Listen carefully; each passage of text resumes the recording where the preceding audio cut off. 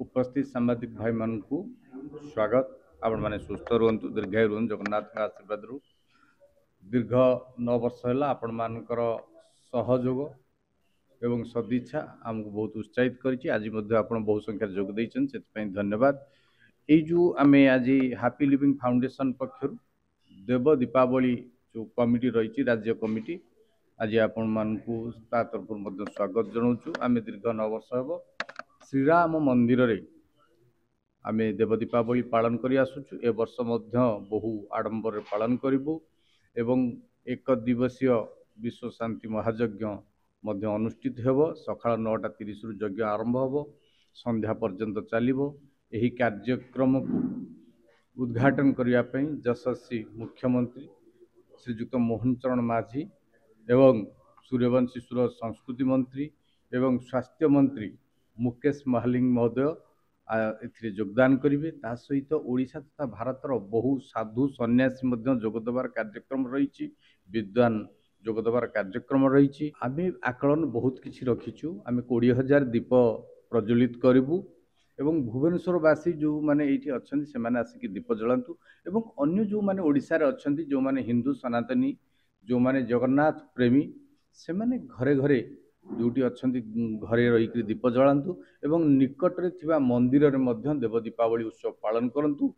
एही जो देव दीपावली पौष माघ मास कृष्ण चतुर्दशी एवं अमावास्या एवं शुक्ल प्रतिपदा दिन 3 दिन धरिक पालन करा जाय थाए एवं प्रभु जगन्नाथ श्राद्ध बेशरे अर्थात धवल बेश परिधान करिकरी 3 दिन दर्शन दे थांती भक्त मानू एवं आशीर्वाद प्रदान कर उद्देश्य को लेकिन आमे विश्वर मंगल निमित्त प्राणीर कल्याण निमित्त देव दीपावली श्रीराम मंदिर रे पालन करिया कर्ता आमर कार्यकारी सभापति इंजीनियर श्रीयुक्त संतोष स्वाई होउचंती ए वर्षर कर्ता एवं से मध्य आमर हैप्पी लिविंग फाउंडेशन राज्य सभापति मध्य अछंती। से एही जो कार्यक्रम हबो से संपूर्ण परिचालन करेंगे। से निजे होउचंती 20 तारीख गुरुवार संध्या 5 घंटा समय रे वैदिक यज्ञर पूर्णाहुति हब। से दिन देव दीपावली पालन करा जाउची। हैप्पी लिविंग फाउंडेशन तरफ ये कार्यक्रम विगत 9 वर्ष धरी चली। चलित वर्ष 20,000 घृत दीप उत्सर्ग करा जीवो समस्त देवता मान उद्देश्य रे तथा समाजर प्रत्येक व्यक्तिर मंगल करिबा पई ये कार्यक्रम 9 वर्ष धरी हैप्पी लिविंग फाउंडेशन पालन करि आसुची।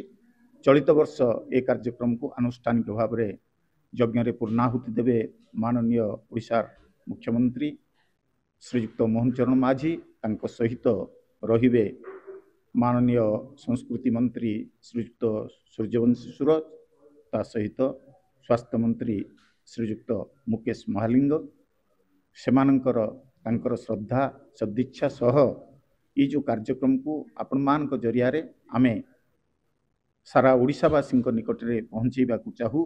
जो भली भाव में विश्वर मंगल पाई ए कार्य करा जाउची।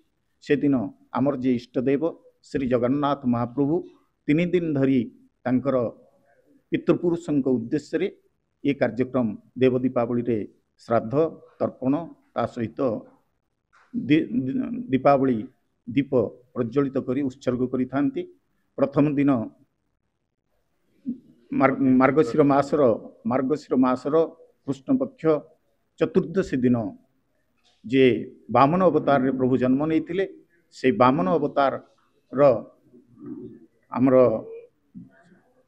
ऋषि काश्यप ता सहित देवमाता अदिति उद्देश्य रे तर्पण हब। द्वितीय दिन श्रीमंदिर रे अमावास्या रे श्री रामचंद्र जन्म नहीं त्रेतया रे। तांकर पिता थिले दशरथ, माँ थिले माँ कौशल्या माता। तांको उद्देश्य रे तर्पण श्राद्ध और प्रदीप उत्सर्ग हब। तृतीय दिन